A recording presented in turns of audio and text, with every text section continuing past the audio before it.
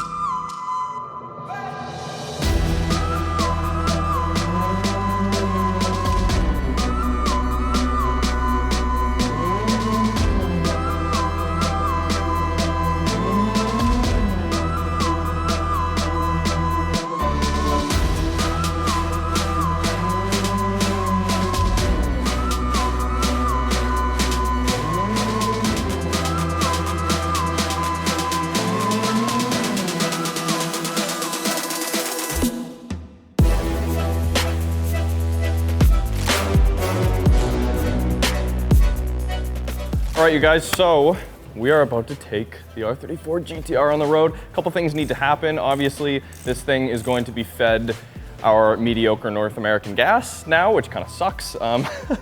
But Charles basically just had to drill new holes in the plate to go from a Japanese plate to a BC plate. And yeah, we're gonna take it on the road. As you guys can see, this is basically Charles', it's a track car. This has seen a number of tracks in Japan. Yeah, I'm sure it'll see a lot more tracks in the future, but you can see obviously these tires are like basically bald. It's been put through abuse. The right kind of abuse though. There is a difference if you guys were wondering. But yeah, basically last time I was in it, oh, it's so weird seeing this car. Literally the last time I got out of this seat was at Tokyo Station. It was pretty crazy. Yeah, we got a big Voltec swing on the back. It was basically the entire time it was in Japan, and if it was not on the track, Charles kept it at Garage Taurus.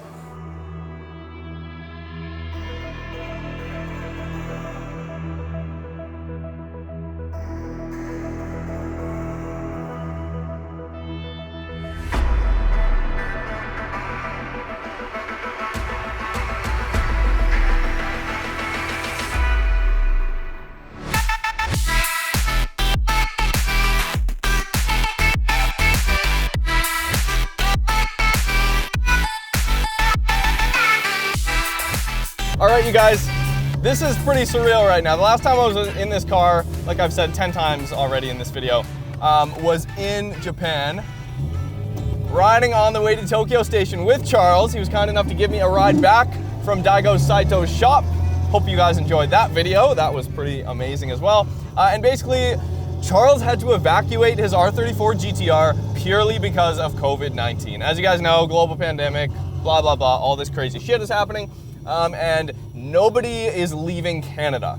So he brought the car back, and basically we're gonna go for a quick drive. It's my first time driving a vehicle, an actual car, a proper car with a sequential racing gearbox. This gearbox costs more than all of the cars I've owned put together.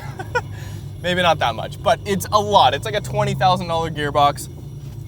So I'm gonna be very careful. All right. Oh, cool. All right. Oh, that feels awesome.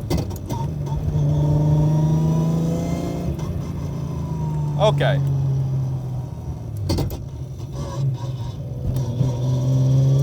R34 GTR, holy shit.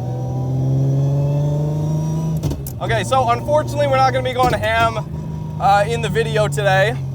So yeah, basically the car is rev limited right now to 3,500 RPM. It literally just got off the container. These are basically its first kilometers on Canadian soil in 2 years. It has been in Japan. Charles has gone to a bunch of racetracks with this car. It is his track car through and through, and it's been beat on. Normally, if it's not limited to 3,500 RPM, this car makes about, I think, like 950 horsepower at the wheels, 900 horsepower at the wheels. So it is frankly just a beast. This is an absolute monster. Definitely the most insane R34 GTR I've ever driven. And this is just a taste because we will do a full video feature and review with this car when it's all good to go and all ready to go. But right off the bat here, love this Nismo wheel. Okay, so we literally just filmed an F355 Ferrari, and that was my first time experiencing a Ferrari. And getting in that video, I said that if you had to pick between a used F355 and a used R34 GTR, which are around the same price right now, which would you have? Which would I have? And I said I would take the F355, but immediately getting into this car, I haven't driven an R34 in years. The steering is like, oh, it's probably the quickest steering rack I've experienced in just like a factory car like this. Definitely. It's so good. Everything's just so solid. Obviously, this has been extensively modified. This is not a factory R34 GTR. These seats are tiny, by the way. I'm just really lucky I'm the same size as Charles, so I can easily get into a car with a smaller seat like this.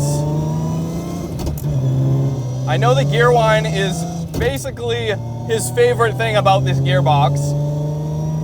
I think the noise and the flick of it is probably the best thing about this gearbox. It's the most valuable thing about this gearbox. That's what you pay the 20 grand for. It's like, aside from all the performance benefits, obviously an R34 GTR, you're not gonna go ahead and try to put like a dual clutch. You can't put a dual clutch in this. So this is the next best thing, and I guarantee you this can hold way more power than a standard dual clutch transmission, like a PDK or something, and probably will just be more durable on the track. And plus, you want to feel like it still has a clutch pedal. It's still a manual. You still have to use the clutch to get off the line, but what's really cool is when you're shifting gears like this, like you don't have to rev match because the gear ratios are so close. Like I'm at 3 grand, 3,500. The gear ratios are so incredibly close, right? So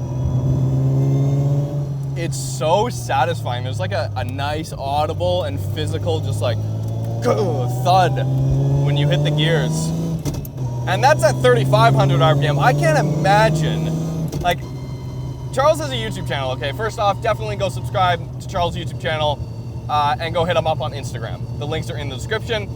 There are plenty videos of Charles on his channel, like, going like above 250 kilometers an hour in this car, and I just can't imagine shifting that fast, going that quickly, and then just like a full hard stop on the brakes, downshifting into like turn 1 at Laguna Seca. Which this car is also, he's also done track days at Laguna Seca. So as far as a well-seasoned R34 GTR track car, I think this is probably the most used R34 GTR in the entire province, if not the entire country. And I think it's well-deserved. You know, Charles has basically told me this is like his most reliable GTR.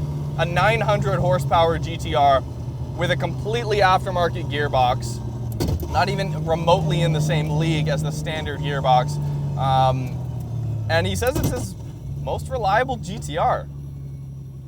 And it's honestly, it's really easy to drive. It's a really easy to drive street car. And the clutch, when you come from a stop, there's really no feel in the clutch. There's not a lot of feel. It basically just, you feel it engage, boom, you're going. It's not meant really for the street, but as you guys can see, it's extremely easy to drive on the street. Oh, that is so crazy. I've never experienced anything like this in my entire life. I take it back though. The moral of the story is I would not rather have an F355 than this. And I think that's why I said it was a conversation, because when I get in this car, I think I'd rather have this than a 355, and if I get in a 355, I think I'd rather have that than this car. My mind is just all over the place. Okay, so Charles said it'll be at least a month before we can get this car on the channel. Not a big deal, we've got plenty of stuff in the meantime, but thank you guys so much for watching this quick video. I'm so happy for Charles to get his car back from Japan, evacuate his car in time with all this COVID stuff going on. So hopefully you guys appreciate it. Just a glimpse into the life of some of the JDM fanatics here in the Lower Mainland. Ran into Reggie, we ran into Brandon, and a few others that you guys may know as well. So subscribe if you haven't already. Hit me up on Instagram, and yeah, we'll be back with a bunch more videos.